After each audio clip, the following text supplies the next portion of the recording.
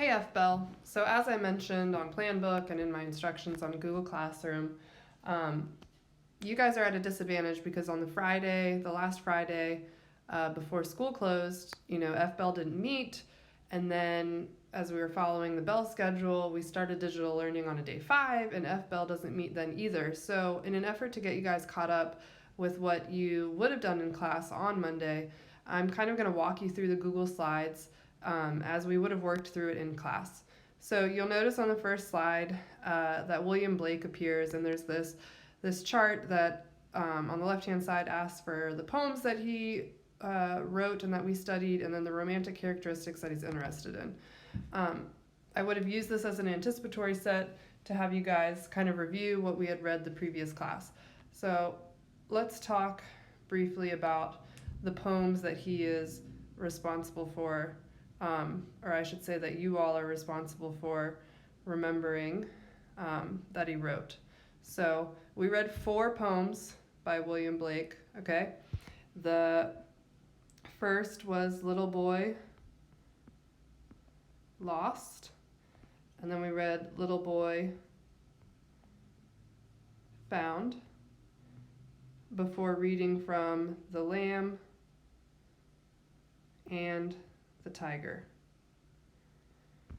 All right, so remember these poems were published in 2 collections of poems. One was called as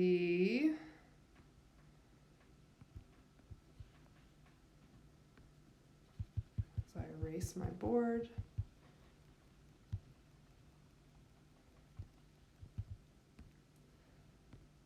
One was called Songs of Innocence, and the other Songs of Experience. And he did this, remember, because he wanted to represent the 2 states of our human existence. And we talked about how Little Boy Lost and Little Boy Found are both in the collection Songs of Innocence, and The Lamb is also included in that collection. And then its counter poem, The Tiger, is included in the collection Songs of Experience, and they are meant to reflect these opposing states of our existence when we are innocent and young, and children essentially, and then when we become older and more experienced because we have, lived life and experienced things that cause us to lose our innocence essentially. So the romantic characteristics that he's interested in obviously are childhood, the experiences of childhood. He's also interested in nature. He talks about the lamb and the tiger, which are both animals that exist in nature. You could say that he's obviously interested in the imagination.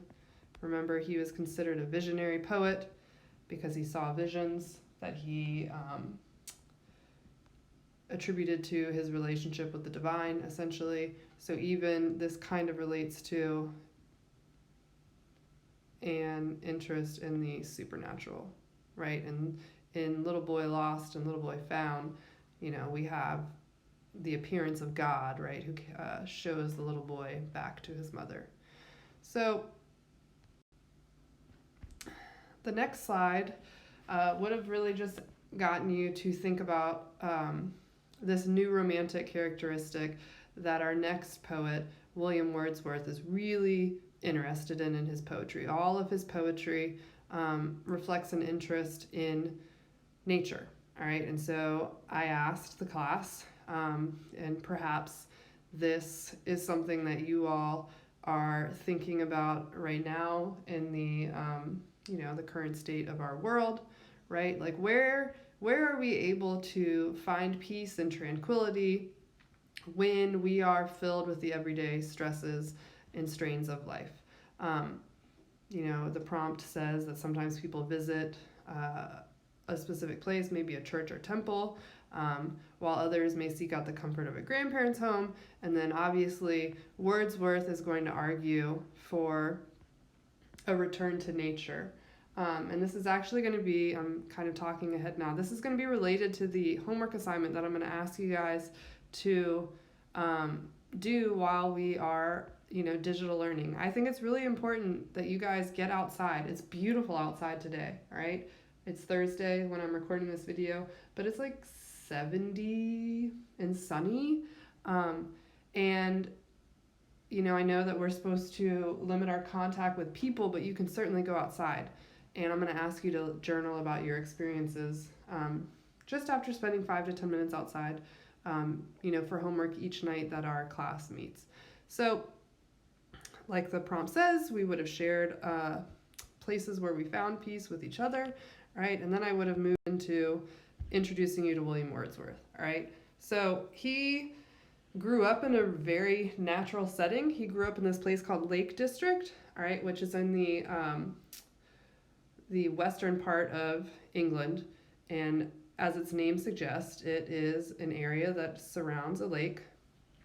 And he lived there until his parents died. And then he left to go to school at Cambridge. And during this time, he became caught up in the spirit of the French Revolution. And this was where a lot of his, ideas came from. And then when he was finished with university, he reunited with his sister, Dorothy, and moved to Dorset, which is still removed from London. It's in the southern part of the country. And that's where they became friends with Coleridge. Coleridge is the poet that we're going to read from next class. Remember, Wordsworth and Coleridge together are considered the two poets who launched this romantic movement with the publication of their collection of poetry called Lyrical Ballads. And so Dorothy, Samuel, and William were kind of like the three amigos, all right? They were inseparable. Wordsworth and Coleridge would bounce ideas off of Dorothy. And, it was during this time that they wrote their collection of poetry called Lyrical Ballads. He was named the Poet Laureate in 1843, so that just goes to show how important his poetry was. That's the highest honor that can be bestowed upon anyone, any poet. And then his masterpiece, which is called The Prelude, was not published until after his death. All right, so moving on. Wordsworth the Romantic. In his prelude to Lyrical Ballads, he writes that poetry is the spontaneous overflow of powerful feelings, right? It takes its origin from emotion, recollected in tranquility. And remember, he believes that we are most tranquil in nature, right? So obviously the romantic characteristics that he's interested in. He values emotion, spontaneity, imagination over these ideas, that neoclassical writers were concerned with in the Enlightenment, reason and orderliness. He's rejecting those ideas. He's also rejecting the world of industry and science, and instead turns to nature as a source of his inspiration and solace. And he emphasized the commonplace. So his language resembles natural speech. The stylistic elements that we're going to be paying attention to today, because he's interested in spontaneity, right? His sentences become long and free-flowing, all right? Often with phrases that interrupt main ideas because they're spontaneous, right? There are these interruptions that just come to him, and he writes them down. The sentence structure, the syntax, all right, is going to be inverted. So I always talk about syntax by using Yoda as an example. The way Yoda speaks, right? Eat an apple, I will, is opposite of the way that we naturally speak, where we speak in subject-verb order, like I will eat an apple, right? And then finally, he uses unusual punctuation, such as dashes, all right, which are meant to show, right, this interruption of ideas.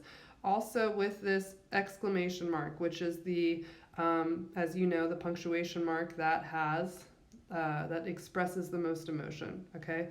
He's also going to use some unusual capitalization, which is just going to be for emphasis, okay? All right, so these are the sonnets, all right, that we read from in class. In class, what I asked students to do was to meet in groups of 3, where each student was responsible for one sonnet, right? And they would analyze them, because you guys are masters of sonnets. You know the sonnet form. This is not the first time that you've seen a sonnet. And then they shared their ideas with each other before we then recollected whole group. So I'm going to show you, I'm going to model for you how to analyze one of these poems, all right? And then I'm going to show you another one of these poems on a new application that you all are going to be using. So I'm going to zoom in, all right, on this poem, all right? It is a beauteous evening, calm and free. It is a beauteous evening, calm and free. The holy time is quiet as a nun, breathless with adoration. The broad sun is sinking down in its tranquility. The gentleness of heaven broods o'er the sea. Listen! The mighty being is awake, and doth with his eternal motion make a sound like thunder, everlastingly. Dear child, dear girl that walkest with me here, if thou appear untouched by solemn thought, thy nature is not therefore less divine. Thou liest in Abraham's bosom all the year, and worshipst at the temple's inner shrine, God being with thee when we know it not. So please remember, guys, the first thing that we always do with a sonnet, all right, to determine what kind of sonnet it is we look at rhyme scheme, okay? So remember, we mark rhyme scheme by looking at the word and the sound that it produces at the end of the line, all right? And we start with the letter, the first letter of the alphabet. So I'm going to start with A, right? It is a beauteous evening, calm and free. Does none rhyme with free? No, it doesn't, so I give it a B. Does sun rhyme with none or free? Well, yes, it rhymes with none. And then tranquility rhymes with free. And then C, right? Awake, make. And then we have another everlastingly. Okay, so because we have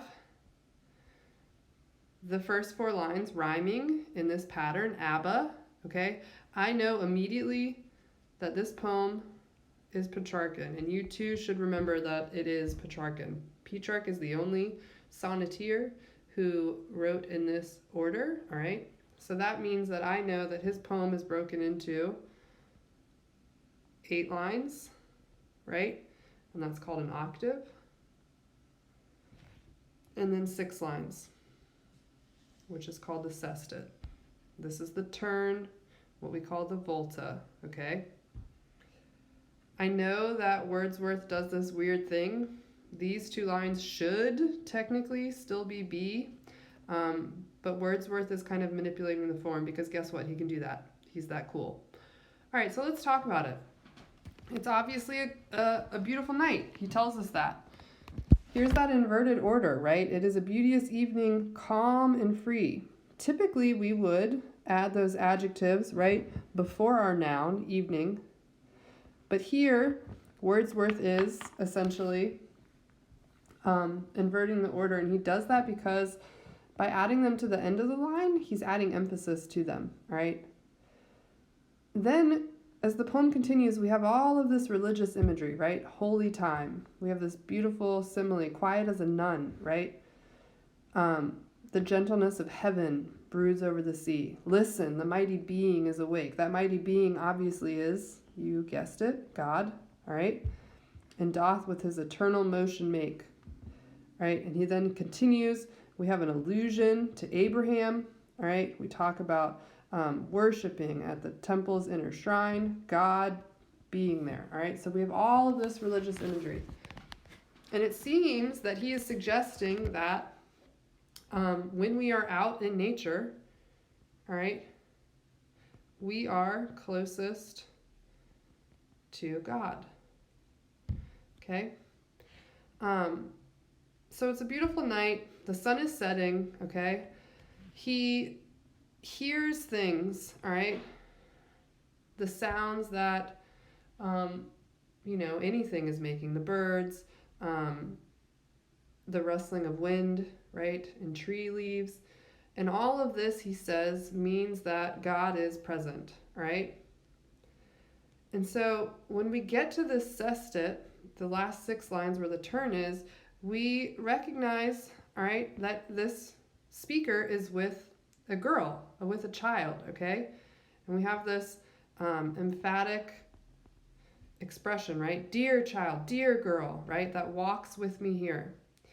If you appear untouched by solemn thought, meaning if while you're walking with me, you're not in this deep, contemplative, pensive thought like the speaker is up here, okay? He says, your nature is not therefore less divine, okay? Meaning less, godly, less spiritual. In fact, he says, you lie in Abraham's bosom all the year and worship at the temple's inner shrine, God being with thee, with you, when we know it not. Okay, so even if this little girl is not walking along with presumably her dad, okay, in this poem, and thinking about how nature, right, is where we are closest to God, that doesn't mean that her existence is not godlike. In fact, he argues that her existence is more godly because she is able to, in her innocence, right? So we have this interest again in this childlike innocence, allows for her to kind of be appreciative of nature without really doing this like metacognitive task of having to think about the fact that God is most present when we are outside in nature.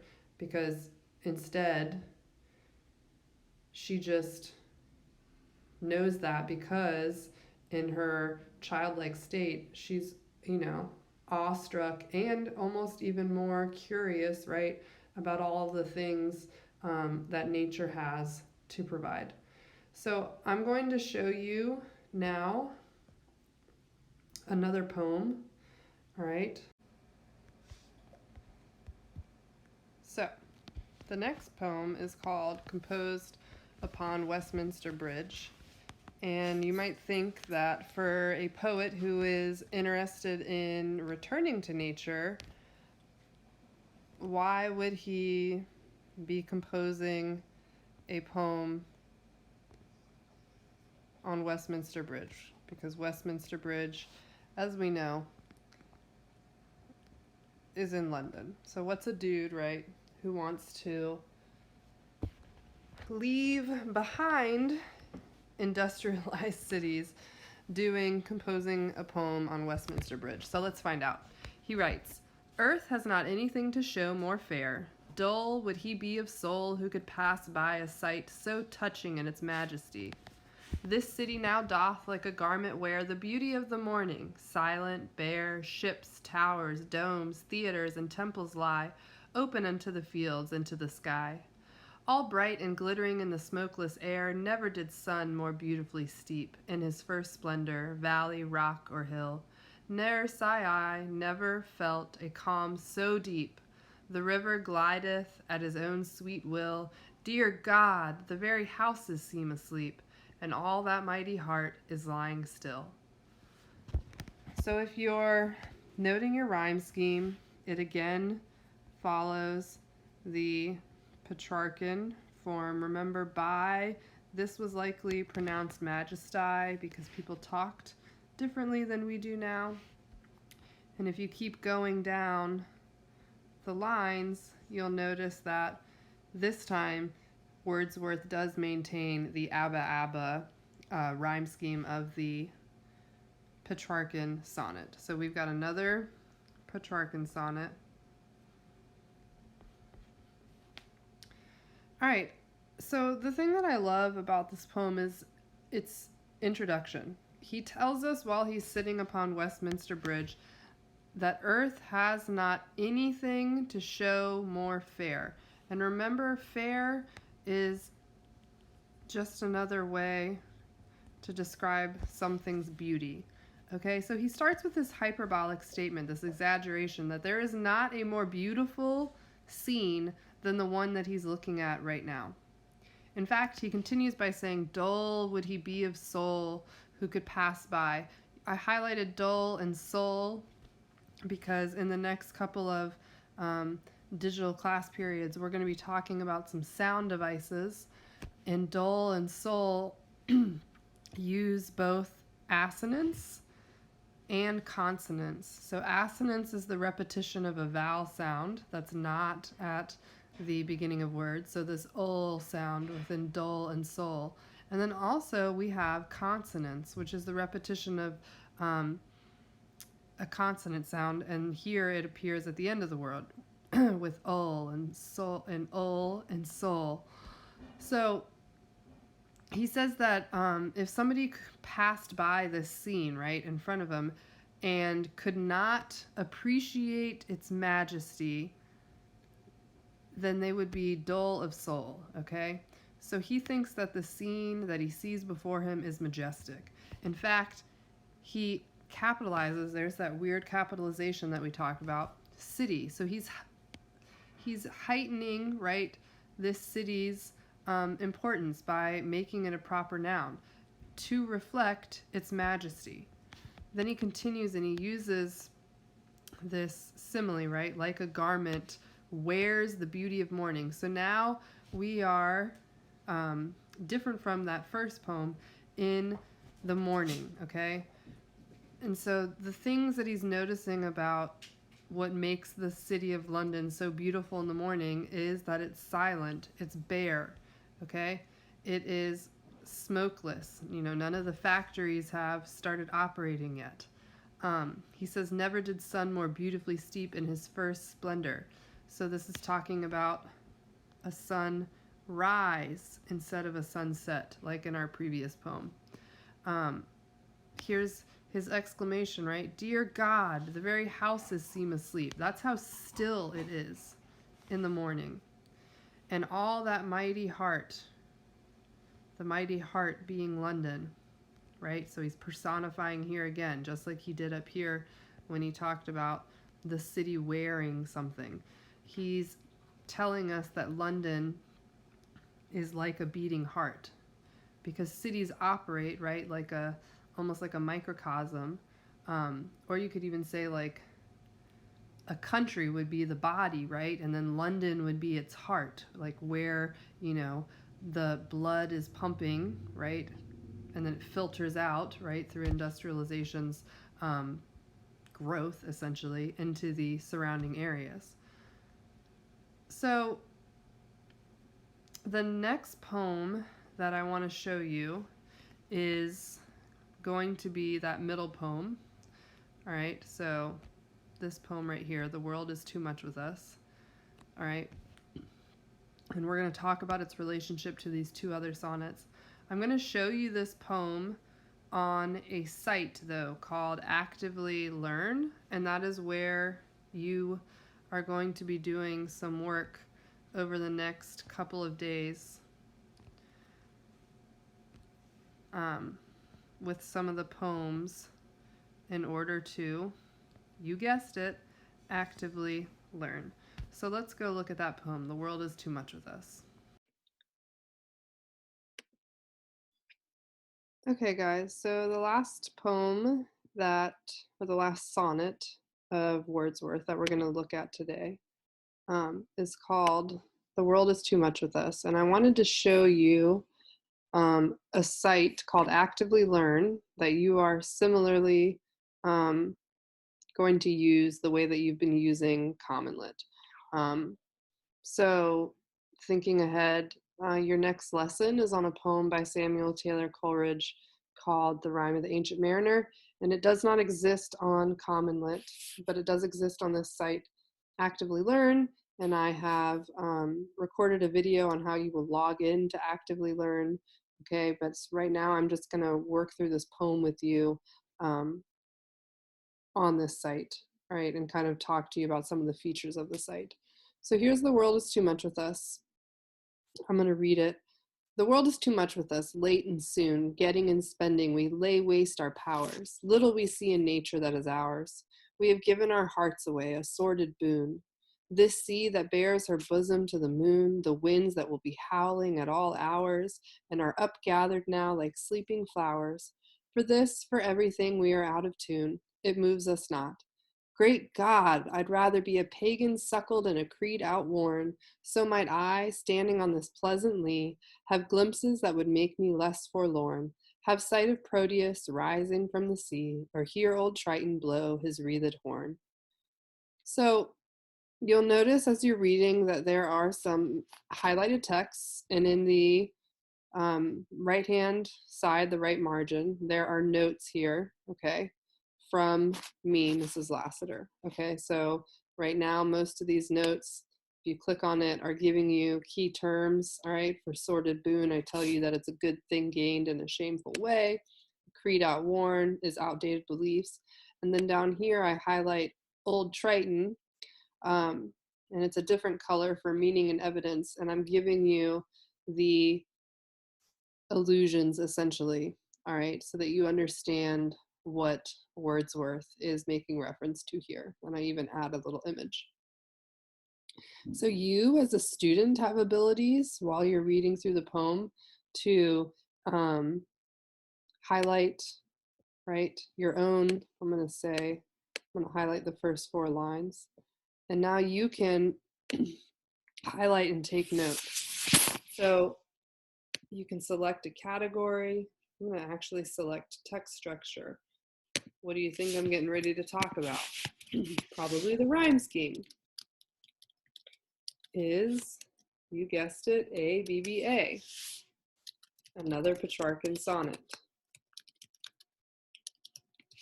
You can choose the option to share with the class if you think that it is something beneficial for your peers to see, but you don't have to if you don't want to, and then you can just hit save. All right, and now you have your own annotations. So let's just talk about this poem, and then I'll show you the other features of this site, which is the questions, which are very similar to Common Lit. So the world is too much with us, late and soon. Getting and spending, we lay waste our powers. So it seems that William Wordsworth is saying that we are wasting our powers away by getting and spending too much. We're too focused on materialism and commercialism. And so in the 3rd line, he continues by saying that there's little that we see in nature anymore that is ours. We have given our hearts away. And then he starts talking about the images in nature that he's looking at. This sea, right? There's that capitalization again. So he is bestowing a title of authority, a position of power almost, elevating the sea by capitalizing it. This sea that bears her bosom to the moon, what great alliteration, right? And personification. The winds that will be howling at all hours, there's more personification, and are upgathered now like sleeping flowers. For this, for everything, we are out of tune. So he's using, right, this metaphor, okay? And I'm going to put in meaning evidence. Metaphor of music, right? Being used to describe how out of touch we are with nature. It moves us not. Great God, here's his exclamation, right? There's that exclamation mark. I'd rather be a pagan. I probably should have given you the definition, but you know what? Actually, you could highlight it and define it if you needed to. So it tells you a pagan is a person who worships many gods or goddesses or the earth or nature, a person whose religion is paganism. So he says that he'd rather be a pagan suckled in a creed outworn in these outdated beliefs so that he could stand on this lea, right? If you didn't know what that was, you could define it too. Search lea on Google. To another site. It's an open area of grassy or arable land, okay? So actually enter that if you wanted to. An open area of grassy land, and then submit it.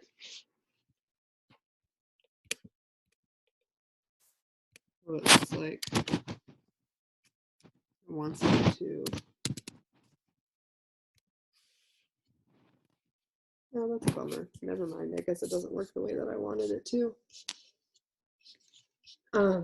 Anyways, though, he's saying that he wants to be, right, this pagan, this person whose religion is with nature, which, if you think back to that first poem that we read, It is a Beauteous Evening, he seems to be talking about this connection between, God and nature, that we are connected to God when we are in nature. And so now he's returning to that idea that he would like to be, more in touch with nature. So he'd like to go back in time. So far back in time, in fact, that he says that he wishes that he would be able to see Proteus and Triton, right? These, if you remember, these Greek gods, okay? That's how much he desires to return to nature, essentially, all right? So you'll notice that there are questions as you're reading, okay? So this operates very similarly to Common Lit. So let's look at the first one together. What powers does Wordsworth refer to in the second line? All right, so we have getting and spending, we lay waste our powers. The world is too much with us late and soon, getting and spending, we lay waste our powers. What do you guys think? Humility and grace, intelligence and creativity, emotion and connection to nature, street smarts and business savvy. I definitely don't think it's the last one. I'm going to click emotion and connection to nature. Ding, ding, ding. And then it tells you, right? Wordsworth writes that through getting and spending, we lay waste our powers, suggesting that through our focus on consumerism, we lose touch with nature and our hearts, right? Cool. So now we're given another question. Which poetic devices are used in the line? The sea that bears her bosom to the moon. Select all that apply. I think I literally gave you that answer as I was reading it, right? We've got some bears her bosom, so we've got some alliteration. And the sea doesn't actually have a bosom, so we know that there is personification. So I'm going to submit that. It gives you another explanation. Oh, here's my third question. What do you think too much in the title refers to? What does Wordsworth suggest about the relationship between this excess, nature, and human well-being? So I think too much refers to our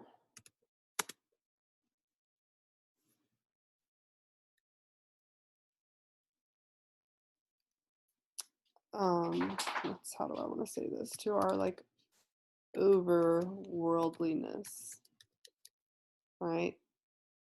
That's not really a word, but our desire to be too advanced, right? Too industrialized, right?